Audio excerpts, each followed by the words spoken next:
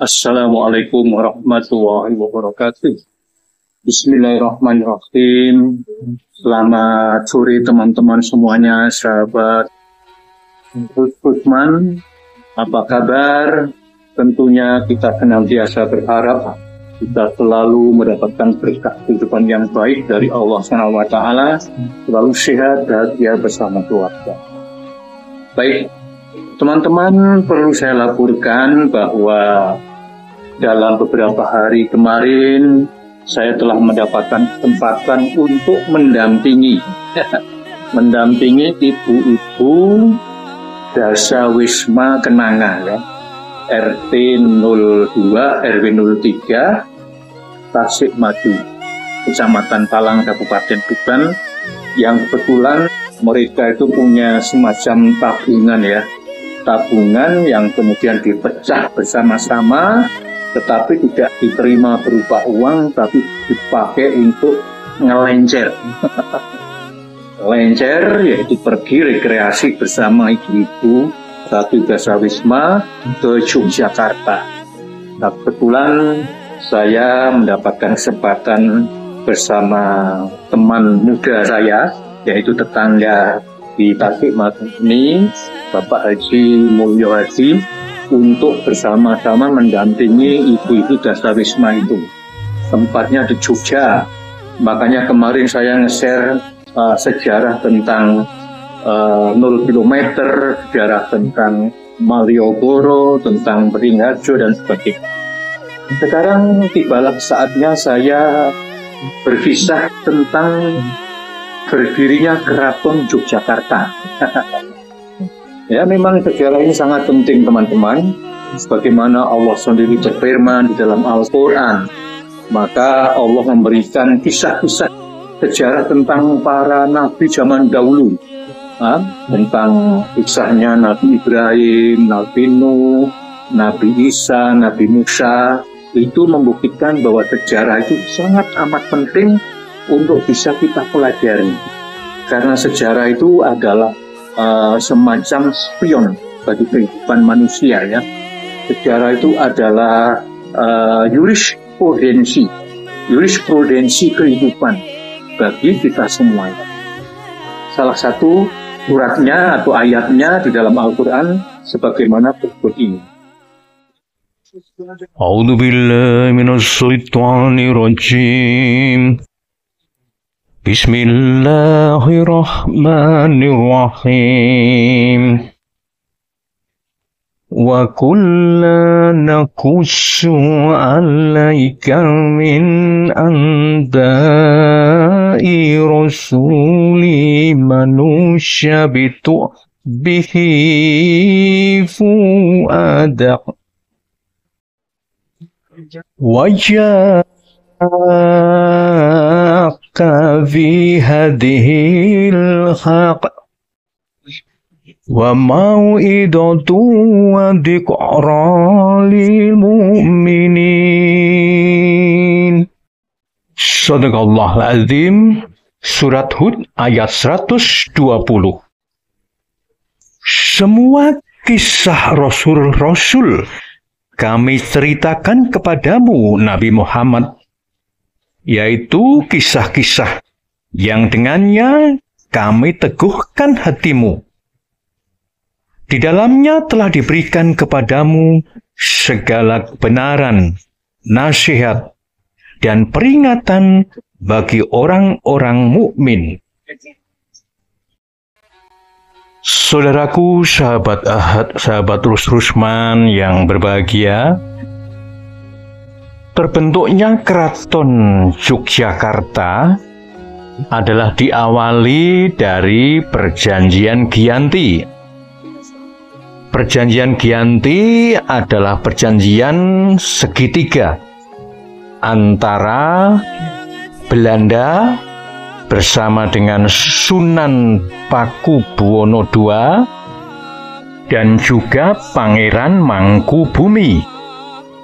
Keduanya, yaitu Sunan Pakubuwono II dan Pangeran Mangkubumi, adalah putra dari almarhum Sultan Amangkurat IV.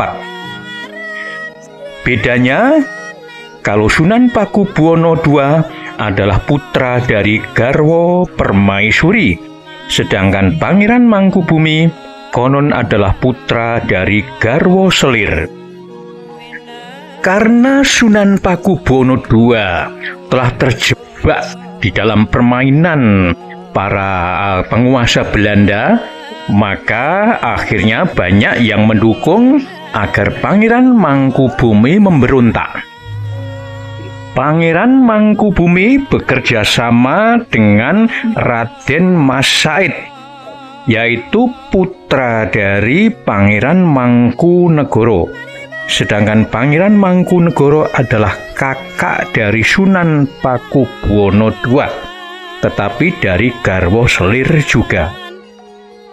Saat itu Pangeran Mangkunegoro atau ayah dari Raden Mas Said telah dibuang oleh Belanda ke Sri Lanka.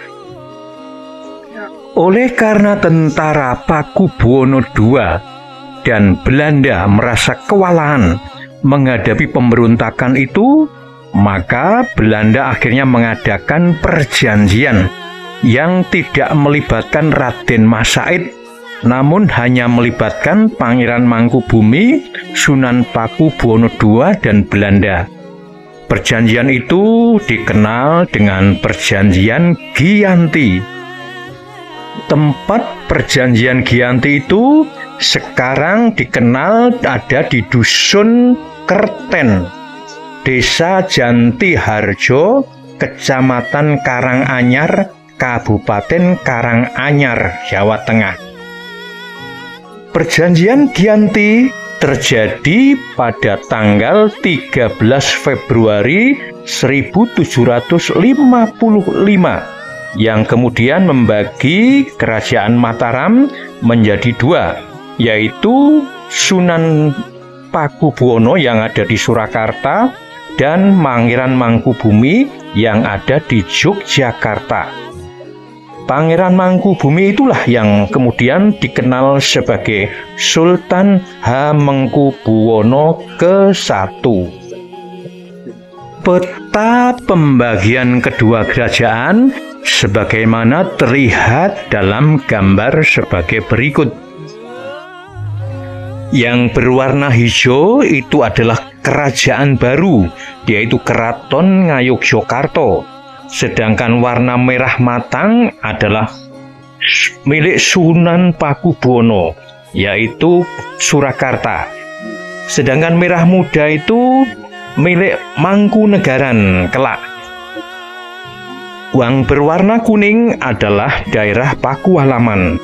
Tetapi pada Perjanjian Giyanti tahun 1755 yang ada baru dua kerajaan Mataram, yaitu Ngayogyakarta yang berwarna hijau dan Kasunanan Surakarta yang berwarna merah matang.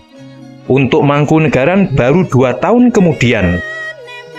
Dan Mangkubumi yang bergelar Sultan Hamengkubuwono I mendirikan Keraton Yogyakarta, membangun dengan konsep Hamemayu Hayuning Bawono, yang berarti membuat alam menjadi indah dan lestari.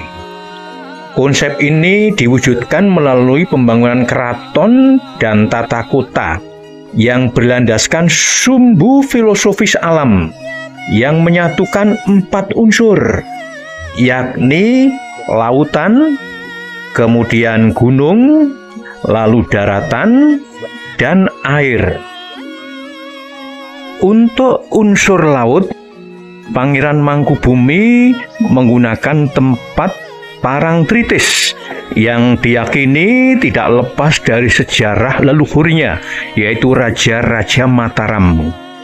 Kemudian berjalan ke utara, melewati hutan-hutan, tibalah di suatu tempat yang disebut daerah Kerapyak, di mana dulu leluhurnya para Raja-Raja Mataram menggunakan tempat itu untuk berburu. Seperti diketahui bahwa leluhurnya yang bernama Pangeran Hanyokrowati atau Sultan kedua Mataram telah wafat di daerah ini, di Krapyak, yang kemudian dikenal sebagai Pangeran Sedo Krapyak, yaitu saat itu beliau sedang berburu.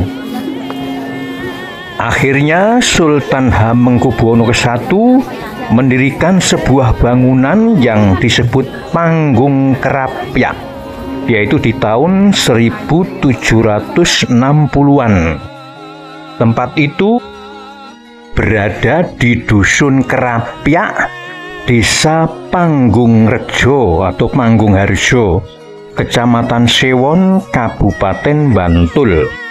Berada sekitar 2 km di sebelah selatan Keraton Yogyakarta.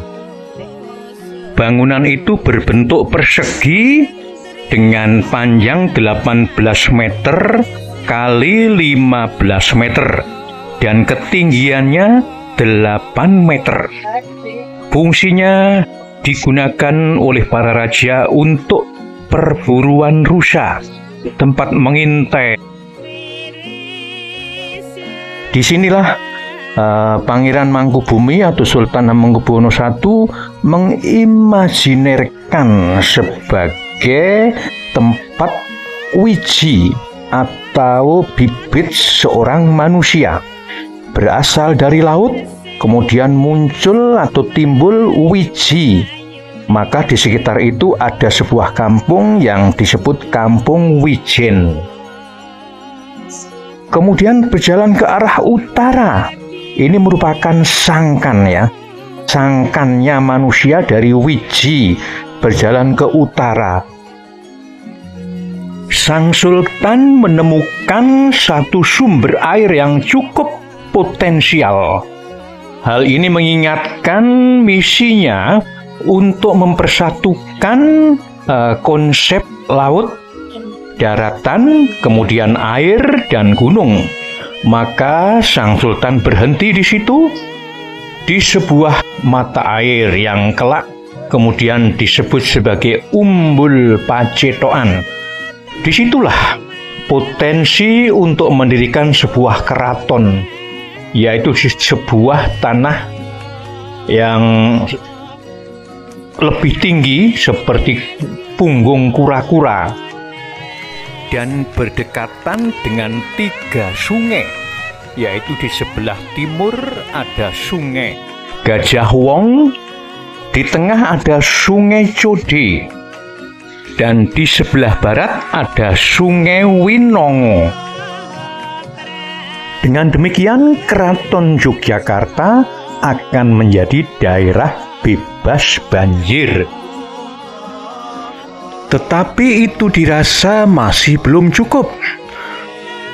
Masih ada satu kekuatan yang belum didapatkan, yaitu kekuatan gunung. Jadi apabila laut sudah didapatkan dari Parangtritis, lalu darat sudah didapatkan dari Panggung Krapyak, kemudian air sudah didapatkan dari tempat tinggi yang semacam punggung kura-kura tadi ya, yang menemukan ada sumber air dan sungai, 3 sungai, lalu sekarang tinggal gunung yang belum. Maka akhirnya Sultan Hamengkubuwono I berjalan ke arah utara lurus, seperti garis lurus dari Parangtritis menuju Panggung Krapyak, menuju sumber air Umbul Pacetokan tadi, lalu lurus ke arah Gunung Merapi. Mengapa Gunung Merapi juga dijadikan sebagai unsur imajiner dalam poros filosofi Keraton Jogja? Karena gunung melambangkan kekuatan alam dan spiritualitas yang penting dalam kosmologi Jawa. Setelah Sang Sultan melakukan perjalanan lurus ke utara, ia menemukan suatu titik yang bisa digunakan sebagai tempat penyerapan kekuatan alam dan spiritualitas Gunung Merapi. Oleh karena itu, Sang Sultan akhirnya melakukan pertapaan dan rogoh sukmo, melayang sukmanya ke arah hutan belantara Merapi. Titik yang digunakan oleh Sang Sultan untuk bertapa itu kemudian didirikan sebuah tugu yang terkenal dengan nama Tugu Golong Gilig. Bekas bangunan Tugu Golong Gilig itu berada di perempatan antara Jalan Margo Utomo sebelah utara. Dulu jalan ini dinamakan Jalan Pangeran Mangkubumi. Lalu Jalan AM Sangaji, Jalan Jenderal Sudirman, dan Jalan Pangeran Diponegoro. Bentuk awal dari Tugu Golong Gilig, tubuh dari tugu berbentuk silinder atau golong dengan puncak berupa bulatan atau gilig. Memiliki makna sebagai filosofis manunggaling kawula Gusti atau persatuan antara pimpinan atau raja dengan rakyatnya. Juga bisa dimaknai sebagai simbol menyatunya manusia dengan kehendak Sang Maha Kuasa. Sang Sultan bersama para prajurit dan para kawula alit segera melakukan pembersihan atau babat alas di sekitar Tugu Golong Gilig. Sahabat Rusman yang berbahagia, konon pada masa lampau bulatan atau gilig pada puncak tugu digunakan sebagai titik pandang ketika Sri Sultan Sinewoko atau meditasi di bangsal Manguntur. Jadi sangat penting kedudukannya. Namun sayang sekali, pada bulan Juni tahun 1867 terjadi gempa tektonik berskala besar di Yogyakarta. Beberapa bangunan runtuh, termasuk Tugu Golong Gilig. Pilar tugu patah kurang lebih sepertiga bagian. Selama beberapa tahun, Tugu Golong Gilig terbengkelai. Baru pada masa pemerintahan Sri Sultan Hamengkubuwono ke-7 yang memerintah tahun 1877 sampai 1921, Tugu Golong Gilig dibangun kembali. Kemudian diresmikan pada tahun 1889. Sayang sekali pembangunan Tugu Golong Gilig ini telah merubah bentuk dan ketinggian dari tugu. Bentuknya yang semula golong gilig menjadi berbentuk persegi dan ujungnya lancip. Sedangkan ketinggiannya yang semula 25 meter menjadi hanya 15 meter. Nah, untuk memperingati bentuk awal dari Tugu Golong Gilig itulah, pada tahun 2015 Sri Sultan Hamengkubuwono ke-10 kemudian membangun sebuah miniatur Tugu Golong Gilig yang terletak di sebelah tenggara dari tugu yang sekarang. Lantas, sebegitu pentingkah Tugu Golong Gilig bagi keberadaan Keraton Yogyakarta? Tentu saja sangat penting.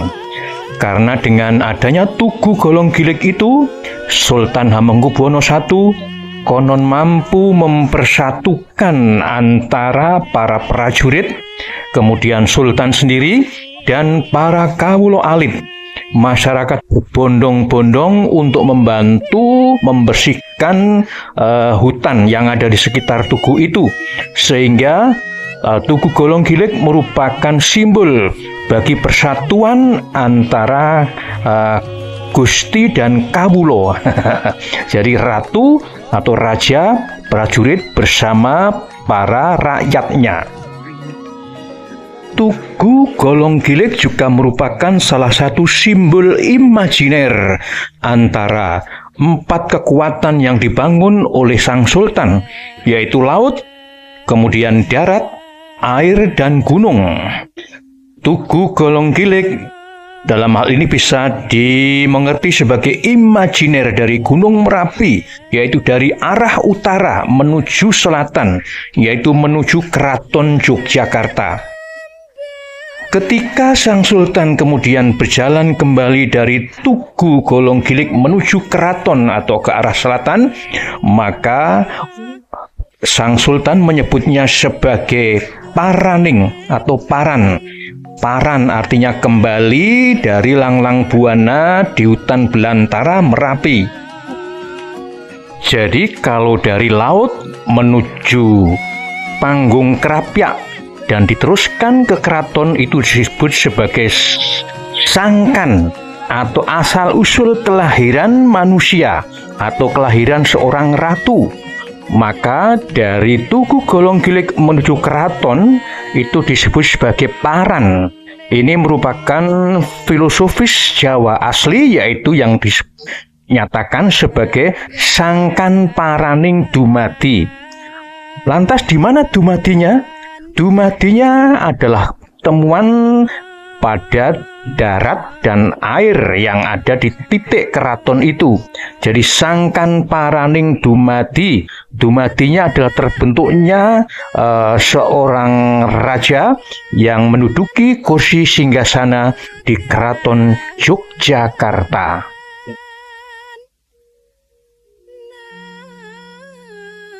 Nah, itulah saudara-saudaraku, sahabat Rudolf Rusman, simbol filosofis yang menjadi kekuatan terbentuknya Keraton Yogyakarta, yang merupakan penyatuan antara energi laut, energi darat, energi air, dan energi gunung. 4 kekuatan itu kemudian membentuk satu lelakon yang disebut sebagai sangkan paraning dumadi. Terima kasih atas perhatiannya. Kurang lebihnya mohon maaf. Sebelum saya mengakhiri, mohon bisa di-like, dikomentari, dan di-share kepada teman atau sahabat yang lain. Sekali lagi terima kasih. Sampai jumpa di kisah-kisah selanjutnya. Wassalamualaikum warahmatullahi wabarakatuh.